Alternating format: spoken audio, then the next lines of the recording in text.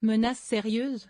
Le Rassemblement national fait entendre ses désaccords sur le budget et la méthode du gouvernement alors que les débats sur la partie recettes du projet de loi de finances se sont arrêtés samedi soir. Sébastien Chenu, le vice-président du parti Le Peniste, parle de carton rouge. Invité de LCI, ce dimanche 27 octobre, le député du Nord a estimé que l'exécutif n'a donné aucun signe de bonne volonté, sur les économies, l'immigration ou le report de l'indexation des retraites. Je le dis au gouvernement comme une mise en garde, vous êtes en train de créer les conditions d'une censure, vous êtes en train de créer les conditions d'une majorité au Parlement qui vous censure et vous fasse tomber, a-t-il ainsi déclaré. Au même moment, son collègue Jean-Philippe Tanguy s'est dit lui aussi très en colère sur France 3, contre la stratégie de Michel Barnier qui, selon lui, laisse pourrir les débats et sabote son propre budget. Normalement, les partis qui soutiennent le gouvernement ne déposent pas d'amendements. Pour la première fois, les amis de M. Wauquiez et les soutiens de M. Macron en ont déposé 1500, a-t-il dénoncé en critiquant une logique d'obstruction et un mépris des Français. Tanguy accuse Barnier d'être machiavélique.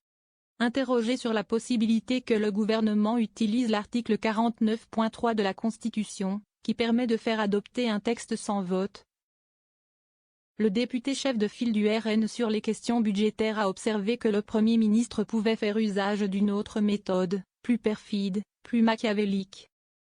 À savoir, laisser traîner les débats, à épuiser le Parlement, en utilisant l'article 47 de la Constitution.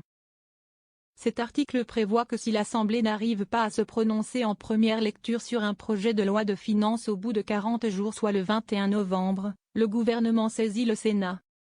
Pour Jean-Philippe Tanguy, Michel Barnier sait très bien ce qu'il fait, et ce serait la première fois de l'histoire de la Ve République qu'on épuise volontairement les délais et qu'on épuise le Parlement tout en ne disant rien.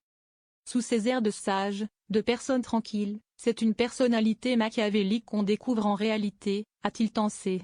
De quoi entrevoir un changement d'attitude du côté de l'extrême droite. Depuis qu'il a laissé s'installer Michel Barnier à Matignon, en refusant de le censurer a priori.